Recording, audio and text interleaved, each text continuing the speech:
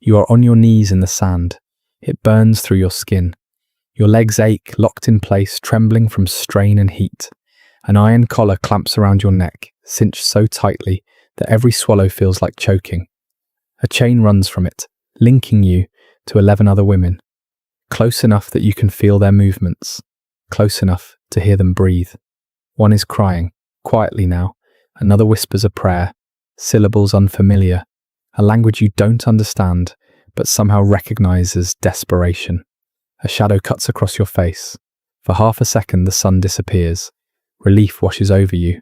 Brief. Cruel. Then hands seize your jaw. Your mouth is forced open. Fingers push inside, pressing against your teeth, your gums, the back of your throat. You gag. Your body tries to recoil, but the chain jerks tight. He doesn't stop. He inspects your tongue for sickness, pulls your eyelids wide, checks the whites of your eyes, hooks a finger inside your lip and drags it down, exposing your mouth like livestock at a market. Because that's what you are now. You don't know it yet, but this inspection will decide the rest of your life. For the man doing the inspecting, this moment carried no weight at all. He would forget your face before the sun set. 12 days ago, this wasn't your world. 12 days ago, you were the daughter of a village leader, somewhere in the Sahel. You woke to the sound of your mother calling your name each morning. You knew the paths between the huts. You knew where the shade fell at midday. You had a name that meant something. She's dead now. You watched her die, and you kept walking afterward, because the men with swords made the rule clear, without speaking it aloud. Stop moving, and you join her. In Arabic, there is a word for what you've become, Jariya. It translates loosely as slave girl. But that translation is clean, too gentle. It hides the truth. What the word actually means is this. Your body is inventory. Your future belongs to whoever pays for it. Your past no longer exists. The man examining you steps back. He gives a small nod. Another man steps forward, holding a leather pouch. You hear the sound of coins shifting inside. Metal changes hands. You have just been sold, for the 3rd time this month.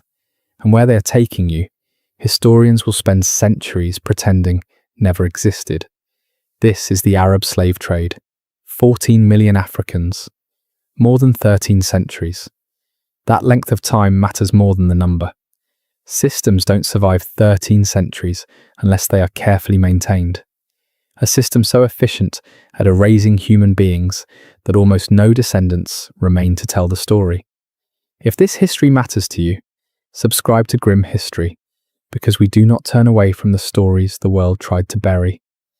You already know about the Atlantic slave trade, ships, chains, plantations in the Americas, 12 million Africans transported across the ocean over roughly 400 years. That history has museums, memorials, films. Children are taught it in classrooms. Politicians reference it in speeches. But there was another slave trade, older, longer, and by some measures, even larger. The Arab slave trade began in the 7th century, following the rise of Islam and the Arab conquests that swept across North Africa. It did not end until the 20th century. Saudi Arabia officially abolished slavery in 1962. Mauritania followed in 1981. These are not ancient dates. These are years your grandparents remember. There are people alive today who were born into societies where this trade still operated legally, between roughly 650 AD and 1900 AD. Historians estimate that between 14 and 17 million Africans were taken from their homes and transported to North Africa, the Middle East, and the Arabian Peninsula. Some scholars believe the true number is higher. Records were inconsistent, deaths went uncounted, entire caravans vanished without documentation. More people, over a longer span of time, moved through routes that crossed 3 continents. And yet, almost no one talks about it. Why? Because this trade was engineered to leave nothing behind, and it worked. In the United States today, there are around 45 million people of African descent. Their existence is evidence. Their communities keep memory alive. Their struggles ensure the history cannot disappear. But in the Middle East, after 13 centuries of importing millions of Africans, there is almost nothing. small communities in Yemen, scattered populations in southern Iraq, a few thousand Afro-Arabs in Morocco, tiny remnants where there should be millions. So where did 14 million people go? Historians searched for migrations. They searched for lost records. They did not want the answer they eventually found. The answer is the darkest part of this entire story. The men were castrated. This is not speculation. It is not rumour. It is documented across hundreds of primary sources spanning centuries. Arab slave traders systematically castrated African males at rates estimated between 80 and 90%. The procedure was carried out at specific points along the trade routes. Egyptian monasteries became infamous for it. Coptic Christian monks developed techniques that slightly improved survival rates. Slightly. For every man who survived, 3 to 5 died from blood loss, infection, or shock. Some accounts suggest even higher death rates. Consider the math. If a trader wanted 100 living eunuchs to sell at market, he might begin with 400 or 500 men. To the traders, this was not massacre. It was cost. The rest died screaming in the sand. The logic was cruel but efficient. Castrated slaves could not reproduce. They could not form families. They could not build communities strong enough to resist. They could not leave descendants who might one day demand justice. They worked, they aged, they died, and they were replaced by the next raid, generation after generation, for over 1,300 years. But the women served a different purpose entirely. They were kept intact, kept fertile, preserved specifically for what their bodies could produce. And what happened to them is a story that historical records describe only in euphemism, in careful wording, in deliberate silences, in details considered too indecent to record openly. The system required constant supply. Arab merchants were not usually raiders themselves. They were businessmen, operators of vast commercial networks stretching across continents. They did not storm villages personally. Instead, they built economic systems that encouraged Africans to capture and sell one another. Firearms flowed into the continent. European guns traded through Arab middlemen. Textiles, luxury goods, salt, precious in sub-Saharan regions. And in return, human beings. The kingdom of Dahomey, in what is now Benin, became one of the major suppliers. Its economy grew dependent on annual slave raids against neighbouring peoples. The Sultanate of Zanzibar controlled the East African routes. The Funj Sultanate dominated the Nile corridor. Tuareg groups controlled Trans-Saharan passages. African kingdoms went to war not for land, but for people. Captured survivors were marched to collection points and sold to Arab traders. The cycle fed itself endlessly. More guns meant more successful raids. More raids meant more captives. More captives meant more buying power. More buying power meant more guns. A machine that consumed human suffering and grew stronger with every life it devoured. Villages were attacked at dawn when resistance was weakest. Warriors surrounded settlements while people slept. The assault was sudden, overwhelming. Men who fought back were killed immediately. Men who surrendered were inspected on the spot. Age, health, strength. Young, strong men were separated for castration and sale. Older men with little market value were often killed where they stood. But the women faced a different calculation. Traders examined them carefully. Age mattered. Girls too young required years of feeding before becoming profitable. Women too old brought reduced prices. The ideal age lay in between. And what happened to the women who met those ideal criteria is where this story goes next. The most valuable age range fell between roughly 13 and 25 years old. Old enough to survive what lay ahead. Young enough to be exploited for decades. Appearance mattered a great deal. Arab markets had precise preferences, understood instinctively by experienced traders. Certain body types, certain facial features, subtle differences that could double or triple a price depending on the destination. Different regions wanted different things. Across nearly every market, women from Ethiopia commanded the highest prices. Their features were widely considered desirable. A woman from those regions could sell for twice, sometimes 3 times, what others brought. Those who met the preferred criteria were separated immediately. They received slightly better treatment during transport, marginally more care, not out of mercy, never mercy. Damaged merchandise lost value. Preserving the investment was simply good business. Families were broken apart at capture sites or centralized collection points. Mothers torn from children, husbands ripped from wives, sisters dragged away from brothers. Lifelong bonds were destroyed in minutes, with no chance of reunion. European missionaries and explorers who witnessed these separations left written accounts of scenes they struggled to describe. The screaming, the desperate grasping as families clung to one another for seconds longer. Final touches of skin, final sounds of familiar voices. Then the chains tightened, and people who had shared entire lives were pulled in opposite directions, never to meet again, never to know what became of one another. One missionary wrote that the cries followed him for years afterward, that even decades later, he could still hear mothers calling for children who would never answer. No matter how far he travelled, the sounds came with him. Those cries echoed across Africa for 13 centuries, and almost no one beyond the continent ever heard them. Then came the Sahara. The Trans-Saharan routes were not measured in distance but in death. Picture the span from New York to Denver. Now imagine crossing it on foot, in chains with almost no water, beneath a sun that kills. From collection points in sub-Saharan Africa to the great northern markets, Tripoli, Tunis, Cairo, Marrakesh, caravans travelled staggering distances. Some routes exceeded 2,000 miles, others stretched even farther. The journey took 2 to 3 months under ideal conditions. Conditions were never ideal. The Sahara is the largest hot desert on Earth. Daytime temperatures routinely climb past 120 degrees Fahrenheit. Sand becomes hot enough to blister skin on contact. Shade is non-existent for hundreds of miles. Then night arrives. Temperatures plunge. The same desert that scorched bodies by day could freeze them after dark. The sheer swing alone killed countless people. Water became the most valuable resource, rationed with ruthless calculation. Camels needed water to survive. Camels were costly. Camels carried goods. Slaves were cheaper than animals. Slaves could be replaced. So water went to the camels first. Whatever remained, if anything remained, went to the humans.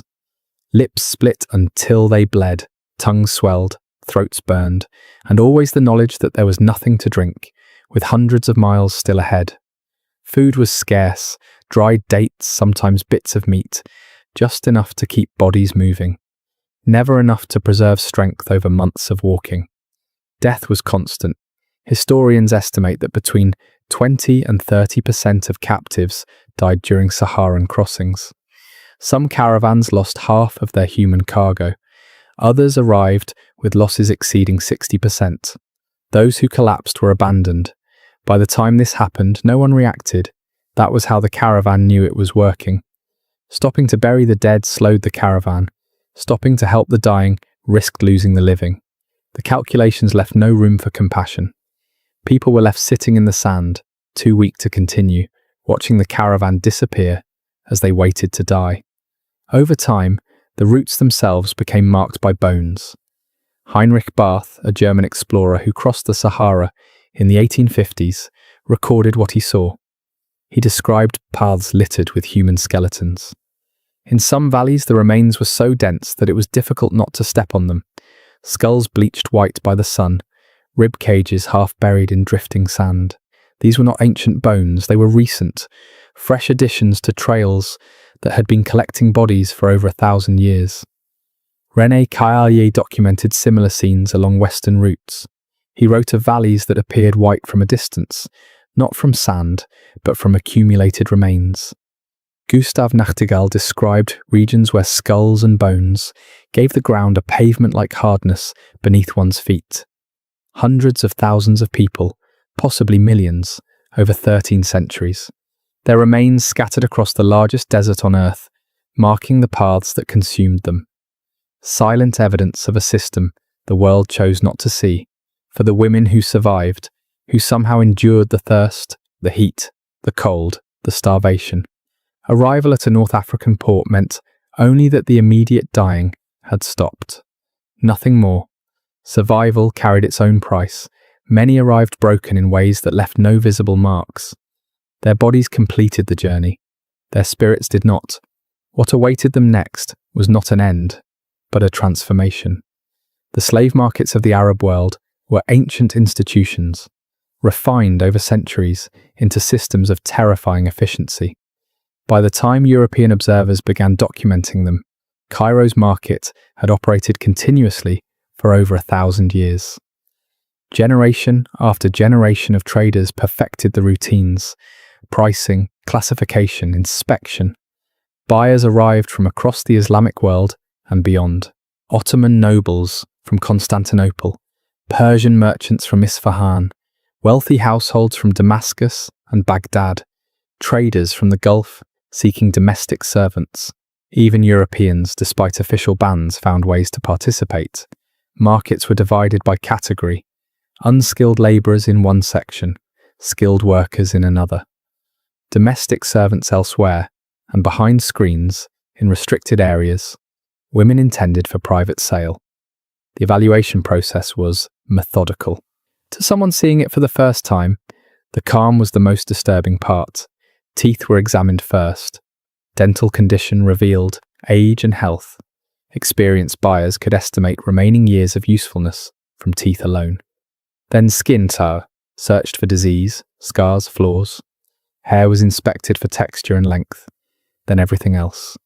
Those paying the highest prices demanded the most thorough assessments. The examinations were invasive, intimate, carried out with the same detachment a butcher might show when judging livestock. European travellers left accounts so explicit that publishers often censored them. One British observer in the 1830s wrote that the women were forced to walk, turn, and present themselves in ways unfit for polite description, examined with the same cold calculation a horse trader applies to a mare. Prices varied by origin, appearance, and intended use. Common women sold for modest amounts. Women with preferred features fetched far higher sums. Young virgins from favoured regions could sell for the equivalent of several years' wages. The highest prices were paid quietly, through agents acting on behalf of the wealthiest households. Zanzibar became the largest slave market in the Indian Ocean world. At its height, roughly 50,000 enslaved people passed through each year. The island's economy revolved almost entirely around human trade. David Livingstone witnessed the system firsthand. What he saw altered him permanently. He wrote that no description could exaggerate its evils, that the scenes were so horrifying he tried, unsuccessfully, to erase them from memory. The market remained open until 1873, when British pressure finally forced its closure. A treaty was signed. Auctions were officially banned, but the trade did not end. It simply went underground. Ships sailed at night, transactions moved into shadows, and what happened to the women after they were purchased depended entirely on who claimed them next. Sales continued out of sight. Transactions moved into back rooms, courtyards, private residences. Demand never slowed. Profits remained enormous. And wherever demand exists, supply finds a way. What happened to these women after purchase depended entirely on who acquired them, and for what purpose. The wealthiest buyers were assembling harems. Ottoman sultans maintained collections, numbering in the hundreds, sometimes the thousands. The imperial harem inside Topkapi Palace in Constantinople housed as many as 2,000 women at various points in history. Provincial governors and lesser nobles kept smaller harems, scaled to their wealth. Even moderately successful merchants often owned several women for household labour and personal use. The harem, however, was far more complex than the modern word suggests. It was not simply about access, it was power. It was a political institution where women competed constantly for favour. Bearing a son for a powerful man could change everything. The mother of a future sultan wielded influence that rivaled ministers and generals, so alliances formed. Rivalries hardened, Plots unfolded quietly. Poison was common. Political maneuvering as intricate as anything in the official court played out behind guarded doors. For a captured African woman, entry into a harem meant the deliberate destruction of her former self. She was given a new name. Her language was forbidden. Her religion was replaced. Her past was erased, then reconstructed into something useful. She was trained relentlessly. How to move, how to stand, how to speak, how to serve. What behavior was rewarded? What mistakes were punished? Over time, nothing remained of who she had been. The person her family once loved no longer existed, replaced by someone shaped entirely for ownership. A small number of women navigated this system successfully. Very few rose to real power. Kösem Sultan ruled Ottoman politics from behind the throne for decades. She began her life as an enslaved girl, taken from a small Greek village. Hürrem Sultan achieved something almost unheard of. She became the legal wife of Suleiman the Magnificent. History remembers them precisely because they were extraordinary. The system did not create Kösem Sultan. It destroyed thousands of women to produce one exception. For every woman whose name survived, thousands more lived and died unnamed, used until no longer useful, then quietly discarded. Women sold to less wealthy buyers faced different lives. Many became domestic servants with additional obligations. They cooked, they cleaned, they raised children, and they submitted whenever demanded. There was no concept of consent, no right to refuse. Islamic law did offer limited protections, on paper. A slave woman who bore her master's child was called an walad, mother of a child. She could no longer be sold. Her child was legally free. When her master died, she was supposed to gain her freedom, but protections required enforcement. In reality, enforcement was inconsistent. These rights applied only after pregnancy. Before that moment, she remained property. Children born from these unions were legally free and often acknowledged. Some rose to prominence. Multiple sultans were born to enslaved mothers, but the mothers themselves remained enslaved unless explicitly freed. Whatever intimacy occurred was compelled, never chosen. Over generations, these children married into Arab populations. Physical features blended.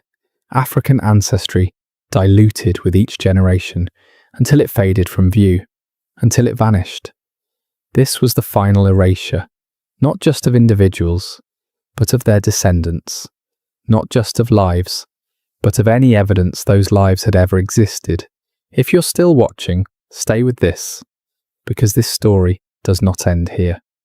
The Arab slave trade did not conclude with a dramatic abolition. There was no Emancipation Proclamation, no civil war fought over it, no defining moment when the world declared it finished. Instead, it faded slowly, reluctantly. Change came from outside pressure, not internal reckoning. British naval forces began shutting down East African routes in the late 19th century. The Royal Navy hunted slave ships at sea.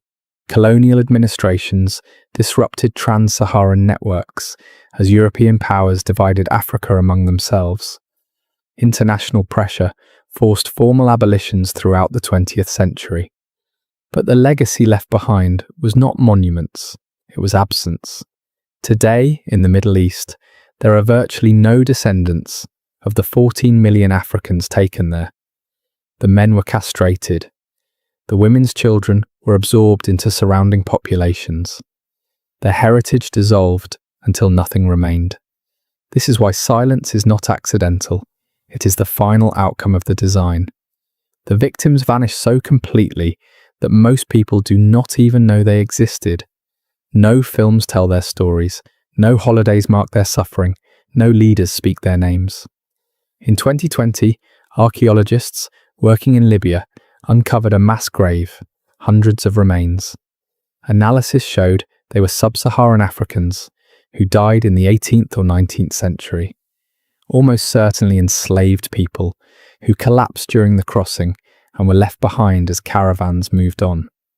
They had no names recorded anywhere, no descendants to claim them, no one alive who remembered them.